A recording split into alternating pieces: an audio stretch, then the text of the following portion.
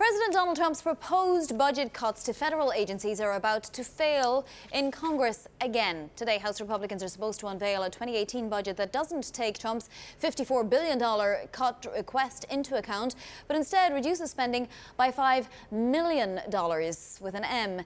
Here's Bloomberg's congressional reporter Erik Wasson with more. So we got the president's budget, Erik, and it didn't balance the federal deficit within 10 years. The Republicans' budget is supposed to.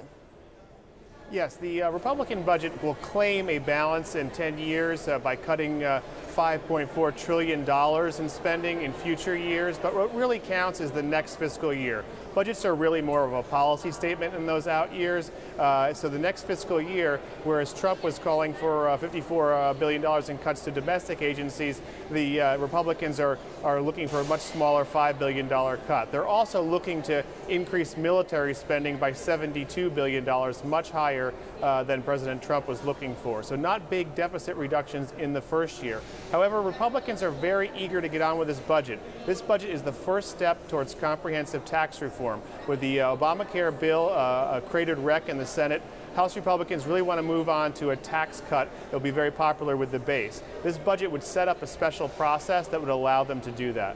So, Erik, what are the optics like releasing this budget on a day when, you know, the GOP failed miserably in its fourth attempt, and by the fourth attempt to repeal a law?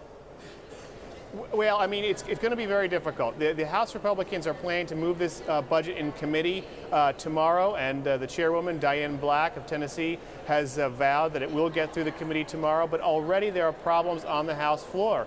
The budget would fast-track $203 billion in entitlement cuts, and it would link that to any tax cuts.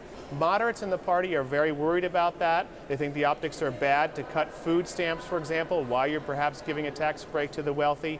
And conservatives say they want deeper cuts in the first year. So already the prospects for this budget on the House floor are uncertain. Paul Ryan, the House Speaker, wants to bring it to the floor next week, but it's not at all clear he'll be able to. So it could be another embarrassing setback if he can't get the votes.